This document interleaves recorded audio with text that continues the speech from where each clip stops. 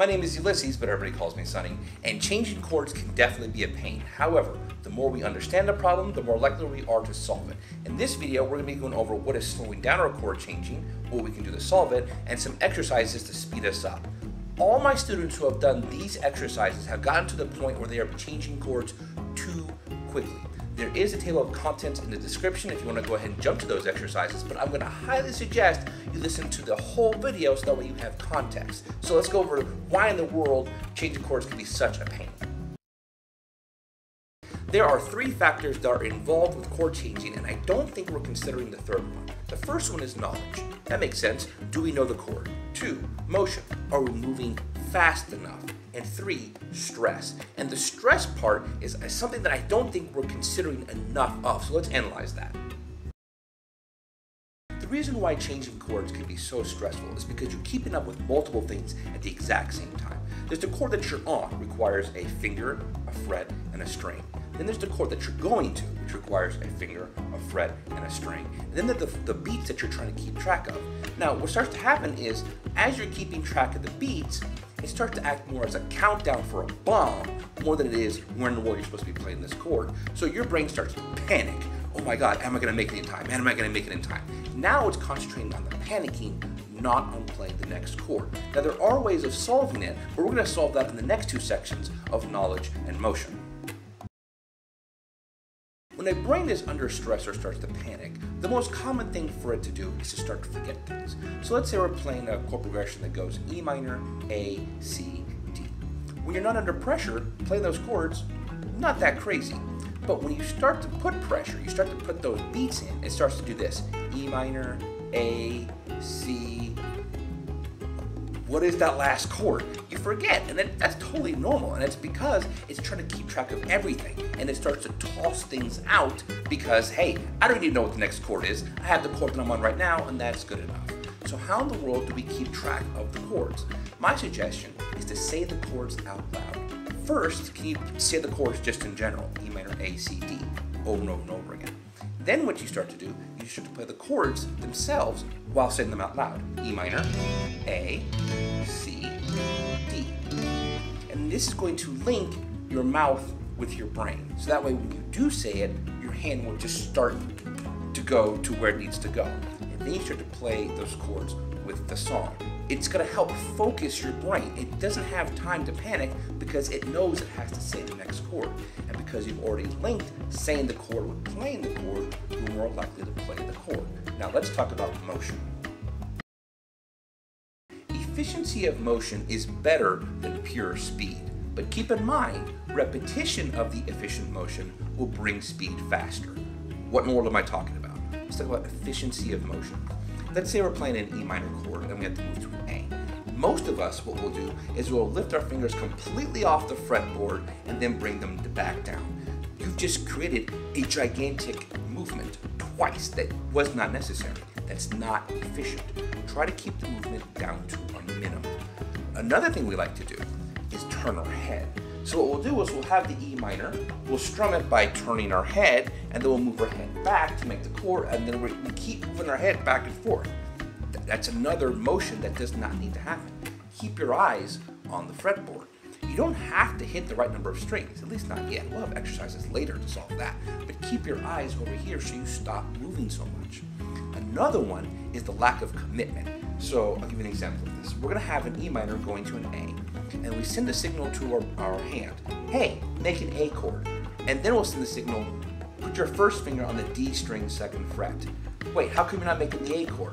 Put your first finger on the D string second fret. That's the same instruction over and over and over again. So your hand starts to paw at the fretboard.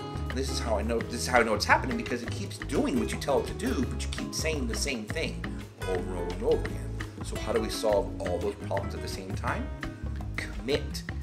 First finger moves first. So I move my first finger to the correct place first, then second finger, then third finger. Once that finger is down, don't move it. Just let it sit there. You can fix it later.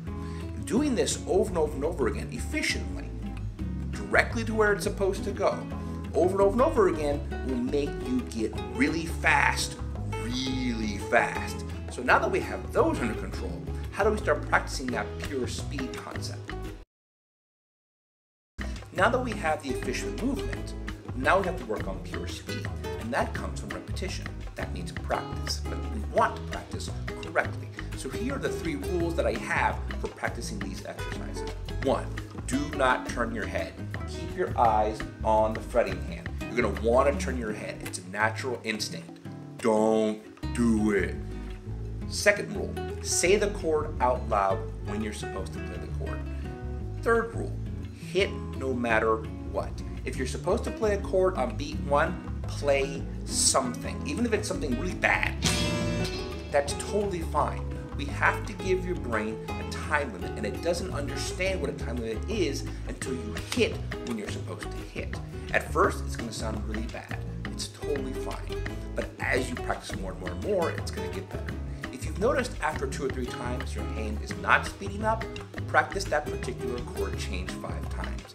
So for example, if we're playing from C to D, C, and then D, and it's just not working, just play C, D over and over and over again, and then go back to the exercise.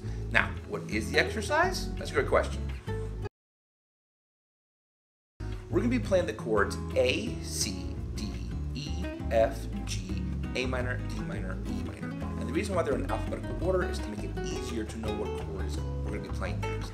We're also going to be playing with a metronome at 60 beats per minute. If you have a drum machine, that'll be awesome. And we're going to be playing each one of those chords 4 beats per chord. The moment you play the chord, start making your way towards the next chord. This is extremely important because you don't want to be wasting time. Remember, move efficiently. Say the chords out loud and always hit no matter what. 1, 2, 3, 4.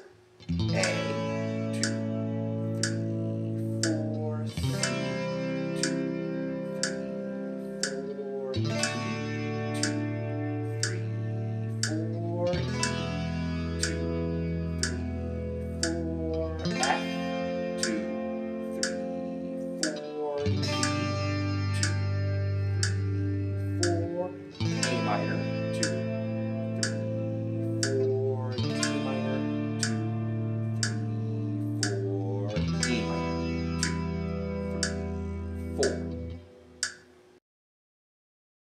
If you couldn't do the exercise, it's okay. Even Neo didn't make the first jump the first time, right? So let's do a couple of things to check up on if we're doing things correctly. Can you draw the chord diagrams from memory correctly? That's just to make sure you have the knowledge. Are you actually making the commitment that you think you are? Are you saying the chords out loud the way you think you are? Make sure that's actually happening. That's usually the culprit with my students. They think they're saying the chord and they're not. There's just too many things happening at the same time. Make sure you're concentrating on saying it. And make sure you're still doing it 15 minutes a day. I promise you by the end of the week, you'll have it now. If you could do the exercise, I want you to go into the description and find the randomizer. You're going to put the chords in there and do the exact same thing, 4 beats per chord, but with the order the randomizer put the chords in. This is going to help you gain more instinct towards what the chords are when you're playing. And then you'll notice that you're not thinking nearly as much as you're playing these chords. Now let's go to the second exercise. There are 2 ways to actually speed up. We can speed up the metronome from 60 to 61. But that's a tactic that we're not going to use right now. That's a tactic for more specific type of playing. What we're going to do is we're going to teach our hand that it's always the same motion determined by our own speed. And the way we do that is we cut the time in half. So instead of playing 4 beats per chord, you're going to be playing 2 beats per chord. Now, this also means you're going to have to think farther ahead. You're covering twice as much ground in the same amount of time. So you're not just thinking A chord and then C chord. You got to think A, C, D, and E because you're going to be moving faster. Once you start to feel more of what's going on, you're going to notice your hands are going to move faster than what you can think. This is a good thing. This is why people start to play faster than what they intend, because their mind thinks of the chord and their hand goes straight to it. So, 2 beats per chord. 1, 2, 3, 4. A, C, D, E, F, G, A minor,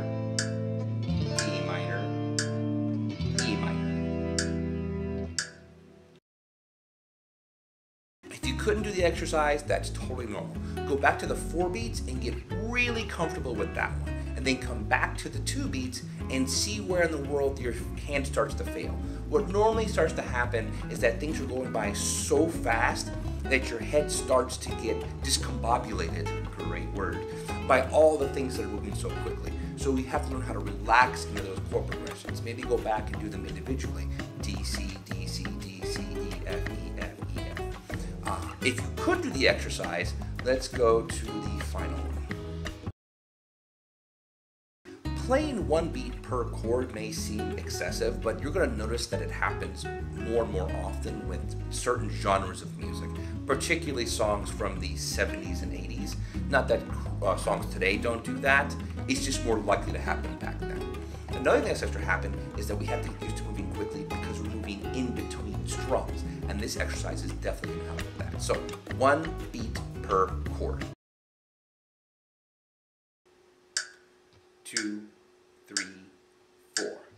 A, C, D, E, F, G, A minor, D minor, E minor. Whew. If you couldn't do the exercise, you're not alone. A lot of people struggle on that one. Just keep doing it over and over and over again for 15 minutes, and I promise you, you're going to be able to change chords just as quickly as I can. What I want you to pay attention to is how things are feeling and how your hand is moving on automatic pilot. Don't try to control your hand. Let it go to where it wants to go. If you notice that it's not moving where you want it to, that means you have to go back down to the 4 and 2 beats to make sure you are moving correctly, that your hand does know where it's supposed to go. Hopefully that made your musical life on guitar a little bit easier. If you have any questions, concerns, comments, death threats, or want to have something that you want me to go over, please leave it in the comment section because I can't help you if you don't tell me anything. Alright, hopefully I see you next time.